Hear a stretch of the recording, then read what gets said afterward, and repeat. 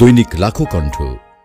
হচ্ছে এমন একটি সিনেমা যারা দর্শকরা যেসব দর্শকরা আসলে হলে এসে তারা শান্ত হয়ে বসে থাকতে চান না, কান্না করতে চান না, যারা হাসতে চান, গান গাইতে চান, যারা জামা খুলে জামা উপরে তুলে নাচতে চান, বাজাতে চান, এটা হচ্ছে তাদের একটা সিনেমা। তো এটা হচ্ছে একেবারে মশলাদার সিনেমা, যেটাকে আসলে আমরা বলি যে আমাদের ভাষায় যে একেবারে কমার্শিয়াল সিনেমা, 100% কমার্শিয়াল ভ্যালু যেটাতে রয়েছে। শত্রু কিন্তু ঠিক এমন একটি সিনেমা, এবং যার জন্যই আসলে আমরা এবং আমাদের পুরো টিম যখন কাজ করেছি আমরা শুরু থেকে কিন্তু এটাই চিন্তা করেছি যে আমরা এই সিনেমাটা মানুষের জন্য, যে মানুষগুলো হলে এসে সিনেমা দেখে, সিনেমা ইন্ডাস্ট্রিকে এখনো বাঁচিয়ে রেখেছে, যাদের জন্য সিনেমা ইন্ডাস্ট্রি এখনো টিকে আছে, এই সিনেমাটা তাদের জন্য।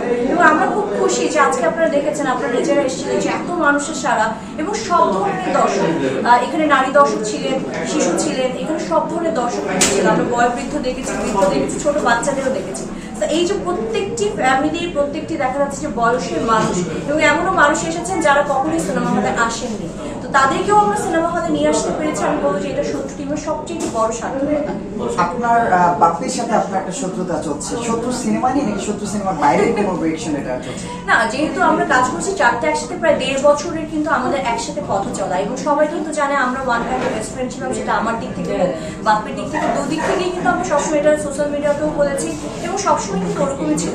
বন্ধুদের সাথে চলাফেরা করতে গেলে অনেক সময় ভুল বোঝাবুঝি হয়, তো আমার মনে হয় এটা খুবই নর্মাল ব্যাপার।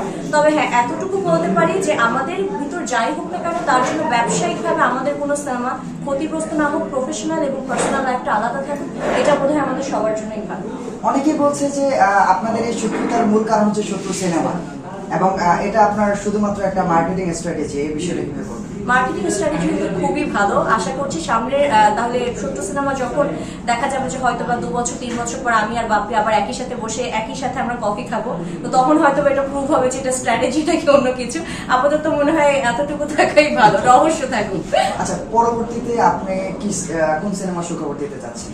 আমি 4 তারিখ থেকে শুটিং শুরু করছি জার্সি নাম্বার 16, যেটার জন্য আমার অনেক বেশি কষ্ট করতে হচ্ছে। আমি নিজে ওখানে একজন ক্রিকেটার। আর হচ্ছে এরপরে আমি আরেকটি সিনেমা শুরু করতে, যেটা হচ্ছে শাহিন সুমন ভাই। আজকে দেখেছেন শাহিন সুমন ভাই ছিলেন, বদিউল আলম খোকন, দুজনই আমার ওস্তাদ আমি বলি, দুজনেরই আমি 2টি সিনেমা করেছি। তারাও এসেছিলেন আজকে আমাদেরকে আশীর্বাদ দিতে এখানে। তো ওনার একটা সিনেমা করছি, এবং সেই সাথে দাদা আমাদের এই প্রোডাকশন হাউস থেকে আমরা আরো একটা সিনেমা প্ল্যান করছি ভবিষ্যতে, এবং সবাই যারা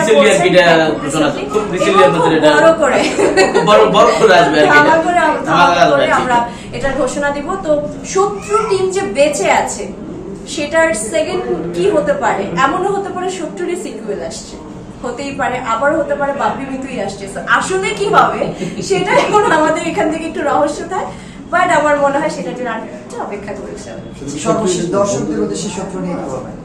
দর্শকদের উদ্দেশ্যে বলবো, শত্রু সিনেমা তখনই সার্থক হবে যখন আপনাদের প্রত্যেকের ঘরে ঘরে আমরা আসলে এই শত্রু সিনেমার কথা ছড়িয়ে দিতে পারবো।